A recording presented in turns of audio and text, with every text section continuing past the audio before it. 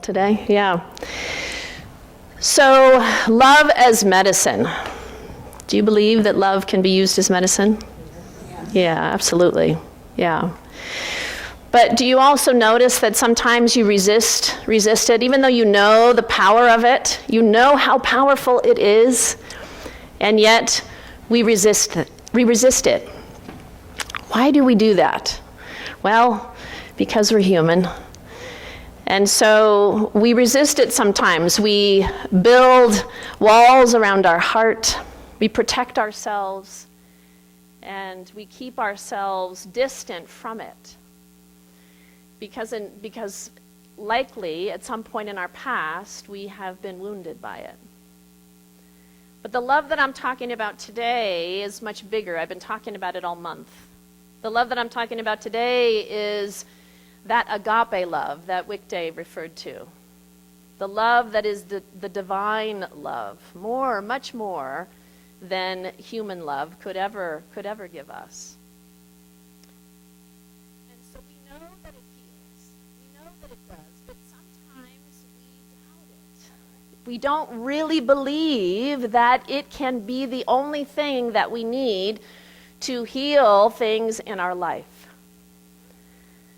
So by the end of my talk today, I'm going to have an invitation for all of you to test it in your life. And I suspect that there are many here who have used it, tried it, tested it already, and have had profound results in your life. How many have actually used love as a healing force to heal relationships, to heal, relationships mainly, I suspect. That's a big one, isn't it? That's a big one in our life. So we know that it can transform. We know that it can heal because it is divine. And therefore it is indeed medicine. You know, Yeshua said, love your neighbor as yourself. But sometimes we don't like our neighbors very much, do we? Sometimes we don't like our coworkers very much, or our friends, or even our own family. And so, love doesn't mean liking someone. It has nothing to do with liking someone or agreeing with their politics. It's agape. It's bigger than that. It's divine. And it's opening our heart to another, even if we feel that person doesn't deserve it. And when I say open your heart, I don't mean open your heart as if you're going to go over and give them a hug, or you're going to invite them over for tea or for lunch. I mean invite them into the divine that is your heart. Invite them into that sacred container that lives within your being. We resist sometimes because we would rather be right than happy. Who would rather be right than happy? Anybody in here? No. Yeah, we do that though, don't we? We would rather be right than happy. So we know this thing called love, and we know the medicine of it, and we know the power of it, but we resist it because it still feels so darn good to be right and to make someone else wrong. It does, doesn't it? Just admit it, it's okay. And so, but this thing called agape love, this thing called love as medicine, asks us to play bigger. It asks us to walk through the world in a bigger way. It asks us to open our heart in a bigger way. Even when we don't want to. Even when it's not convenient. You with me? I had somebody, I've shared this before, but I'm going to share a couple things today that I've shared before. When you've done this long enough, you're going to hear the same stories. I'm sorry, but years ago, I worked in a center before this one, a little tiny center in Lafayette. And I talked about love in one of my talks, and a guy came up to me after service, and he said, love is not enough. It's passive. It's just a passive thing. It is not enough to make a difference in this world. And at that time in my ministry, I wasn't confident enough to say anything back to him. I was kind of shocked that he said that to me, you know. But if someone were to say that to me now, what I would say to them is I would say, have you tested it? Have you actually tried it out in your life to know and to feel and to understand the power of it? Have you actually tested it? Or is that just simply your intellectual mind just saying it is not enough? It's just not enough. Because our intellectual mind thinks, well, how could it be enough? How could love just by itself be enough to actually heal? How could it be? Because God is love. The divine is love. And therefore, if the divine is love, then it is big enough, is it not? It is big enough. We just have been convinced that it's not. And so we take action, which taking action is a good thing. You know, sometimes I think some of us are the boots on the ground, and we need to have boots on the ground. We need those who are willing to be on the front lines. We need those folks. But from where I'm standing, and this is just me, but I could stay home in front of my altar and blast love from my heart and recognize the power of that and actually heal something in my life in the exact same way, even perhaps an even more powerful way. Years ago, when I moved here, it was about 19 years ago, I moved to Colorado from California. And I had been a career counselor for a long time, but I thought I'd try something else. So I got a job working with youth. Now, I love kids, but it's not my sweet spot. I'll just say. So, but I got this job. I convinced this woman that I could do the job, and suddenly I'm running a youth program for a nonprofit in Boulder. And I wasn't very good at it. And not only was I not very good at it, but the woman that ran the organization was not very good at her job. It was a toxic environment. I didn't see that at first, but it didn't take me long to recognize and see how toxic this environment was and how toxic it was because of how she engaged and interacted with people. She put people down. She put the staff down in front of other staff. Right in front of the whole staff. She would tell somebody that they did something wrong, but not just, I need you to fix this. She would scream at them in front of the whole staff. And so after a while, as a sensitive being, I started getting sick. And doctors didn't know what was going on with me, and I'd go home every day and I would feel just this pain in my body. And Sundays were the worst, because I knew that Monday I had to go to work, so I was just really sick on Sundays, and emotionally sick. And so this went on day after day after day.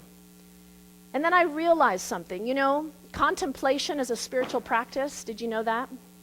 Contemplation is a spiritual practice. So I started to contemplate, what is this about for me? Why is this woman in my life? Why am I experiencing this thing? Why is my body responding the way that it's responding? And what I realized is that this woman was a cousin that I lived with when I was 5 and 6 years old, who wasn't very kind or nice or loving or any of those things to me. And she was showing up in my life as another layer to heal. You know how that works, yeah? You think you've healed it, and then all of a sudden, another person shows up, here they are, another layer needs to be healed.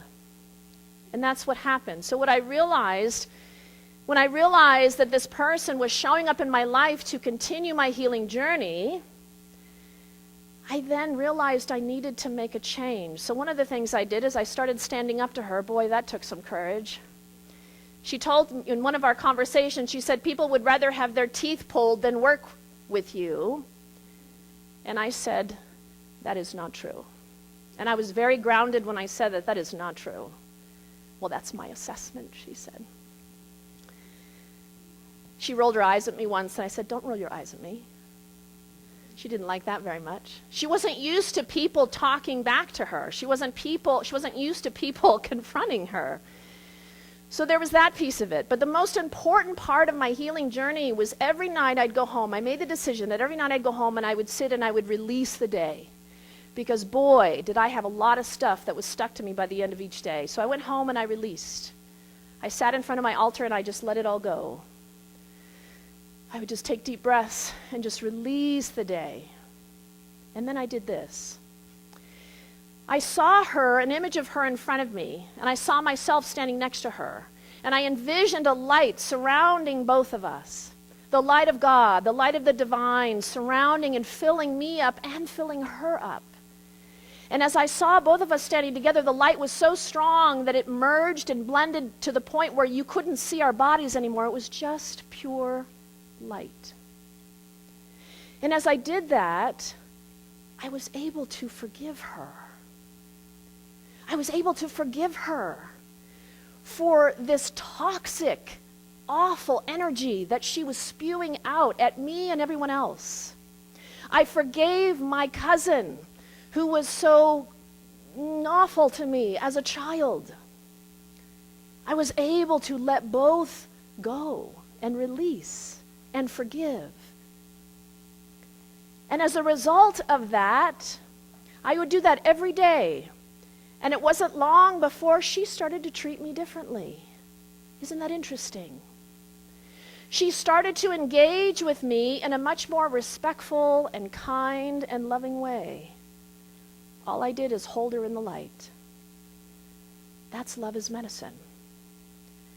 Because I believe not only did I heal a layer within myself, but I helped to heal her. And I helped to heal my cousin. All of that was going on in that situation. That's love as medicine.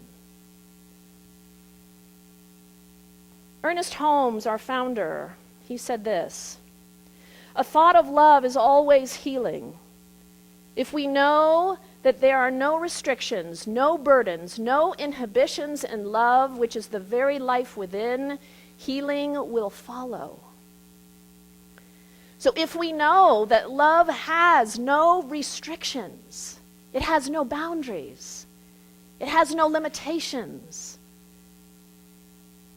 it will be a powerful force that can indeed heal. Healing will follow. Think about that for a moment. All it takes is a thought. All it takes is an intention to be that love, to express that love. All of you right now, I suspect, are thinking about people in your life. People in your life that perhaps you're still holding some negativity towards, some anger, some resentment towards. And it's okay. It's okay as spiritual people if you haven't worked it out yet. This is what this life is about. So contemplation as a spiritual practice asks us to think, to reflect. Who comes to mind right now? It may not even be somebody you know. It may be somebody in our political world. I'm not going to name any names. I don't dare do that. But I say this, I don't mean to make light of this. This is the opportunity that's there for all of us. If we believe that love can truly heal, then can it not heal not only our relationships with those that we've walked this journey with, but can it not heal our government? Can it not heal the wars that are happening? Can it not heal the hatred in our world? Can it not heal the discrimination in our world? Can it not heal all things? You know, the reason that it's not is because we don't really believe that it can. So my hope is that by the end of today, that you will walk out knowing and believing that, God, maybe it is possible. Maybe it is possible. As a group, as a community, if we came together and believed and knew all together that healing is possible, that love as medicine actually can heal, then it will. That's the law. That is a spiritual law. Do you know, love is what we bring forth, and the law makes it happen. The law just says yes to whatever it is that we plant into it. So if we say that love is healing, that love can indeed heal all things, that love indeed can heal this relationship in my life, and we declare it, and we know it, and we claim it, then it will. You can go home and sit in front of your altar and make magic happen. Truly. Truly you can. But it does take discipline. This spiritual path does take discipline. It does take a commitment. You know, when I was working for that nonprofit, I was so committed because I had to get the heck out of there. I knew that I needed to move on, but I had some work to do first. So every day I sat in my meditation space and saw, I can still see it now, that beautiful light between the two of us, blending and merging, and the love that was there. The love, you know, when you do that with two people, you cannot not feel love. You cannot not feel and embody love as medicine. So it transforms not only that person, but you as well. And so this thing called love asks us to go bigger. Go bigger, go home. Go bigger. And to believe that it actually is something that is possible. Do you know, I think if every single one of us even just took 5 minutes a day, here's the invitation for all of you. 5 minutes every day to hold and surround one aspect of our planet. Pick one, there's many to choose from.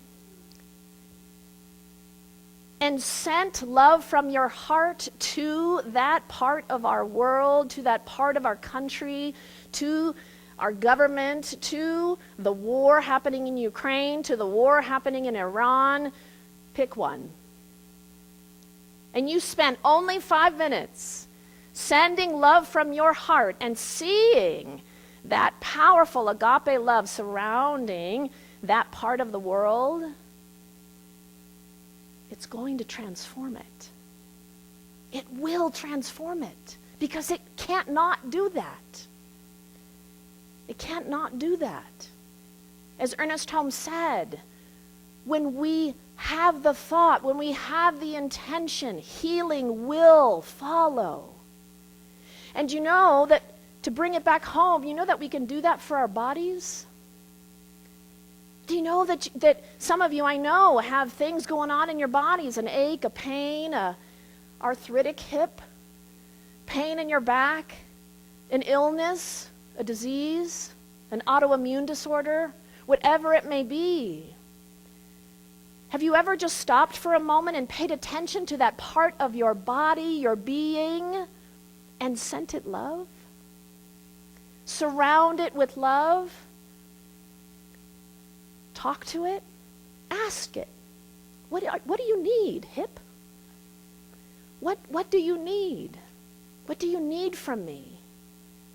You know, some of you know that I had frozen shoulder last year. And that's exactly what I did. I asked it, what do you need? It needed love. You know, when we have these aches and pains on our bodies, what do? God dang it, this thing in my body. Dang it, why can't I walk up the stairs without pain in my knee? Dang it, why do I have this pain in my back? Dang it, why do I have ba? And then we wonder why it continues. We wonder why that thing continues in our body because, again, we are sending thoughts to that thing and it just says, okay, I'll continue causing you pain. So love as medicine. It is medicine. Do you know, imagine if we went to a doctor and the doctor said, are you practicing love in your life? Are you practicing agape love? Here's a pill, because we need the pill too. And here's the treatment plan. And that treatment plan includes loving that part of your body. Every day, your homework is to spend time focusing on loving that part of your body that is in pain every day. Imagine if a doctor said that. What an incredible world that would be. I have a feeling we're moving in that direction. It might take a while. It might take a minute for us to get there. But we can still do that regardless of whether the doctor tells us that or not, because we understand the power of it. We understand the power of love as medicine, love to heal our bodies, to heal our relationships, to heal the things that we're still hanging on to that happened 3 decades ago, whatever it may be. Love can heal. It has the power to heal all things. Do you believe me? Yes? When we love, when we send that love to whatever it is that we are focused on, it does indeed transform. Not because we're forcing it, but because we are simply allowing it. Do you know, love is who we are. We say that at the end of service. That came to me years ago in a meditation. Love is who I am, love is who we are, love is all there is. We say that because it is the truth. I believe it to be the truth. Love is who I am, love is who we are, love is all there is. So love your being, love your body, love the challenges that you've been through in this life, because those challenges are what is supporting you in your evolution as a soul. Love it. Thank your past. Thank the people that have been the most challenging in your life. Thank that pain in your hip and the pain in your knee, because it's giving you an opportunity to understand what love and healing really is. If you had nothing going on in your life, if your life was perfect, might be nice fantasy, but there's not as much growth that happens there. And we're here for growth, yes? We are here for growth. Yay, growth. Some of you are like, God dang it. Why did I come here today? Don Miguel Ruiz said, love is the medicine that accelerates the process of healing. Love is not just a feeling. It is a force that can transform wounds into wisdom, fear into trust, pain into peace. Pain into peace. And so here's your homework for the week.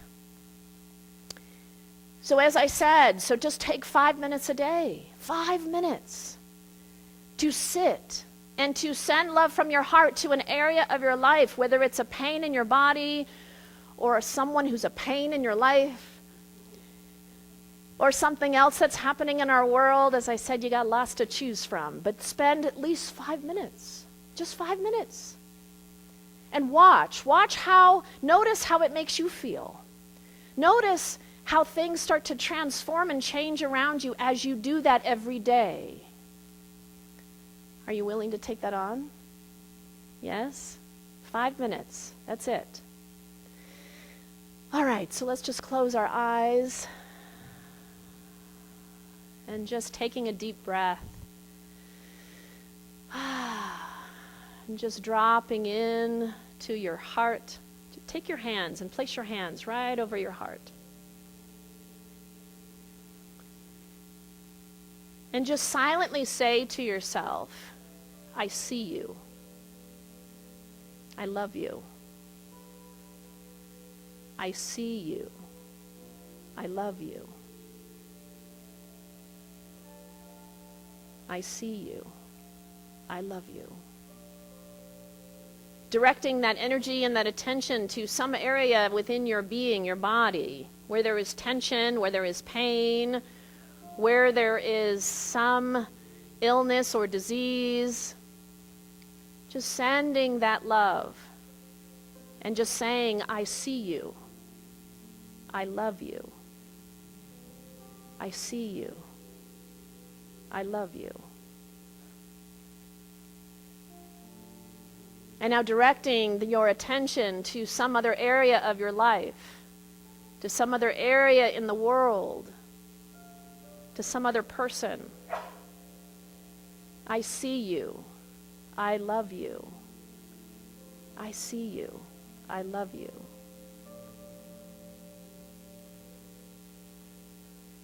And now see that light, that golden light from your heart going out and surrounding and touching that area that you are focused on right now. Just see it as pure light, that agape love moving from your heart, going out and touching and surrounding that being, that situation, whatever it may be.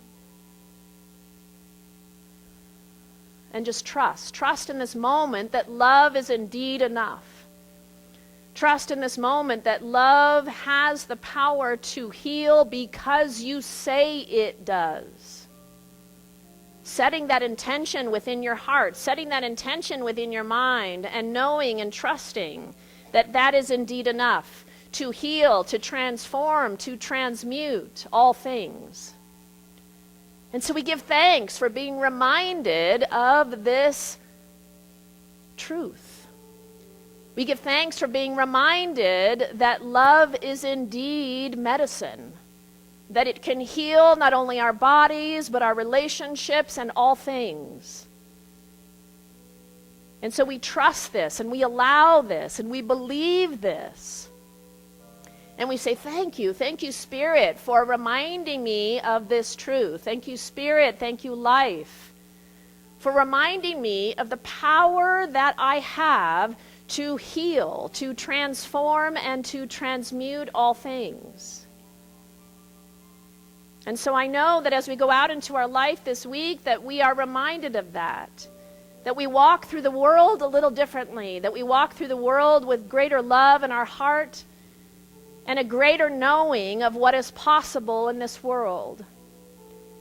And so with great, great gratitude, taking another deep breath, and just feeling that love wash over you, feeling it, feeling that medicine, moving in and through and around and for you and every area, every aspect of your life. And so with that, we claim it, we affirm it together by saying, and so it is.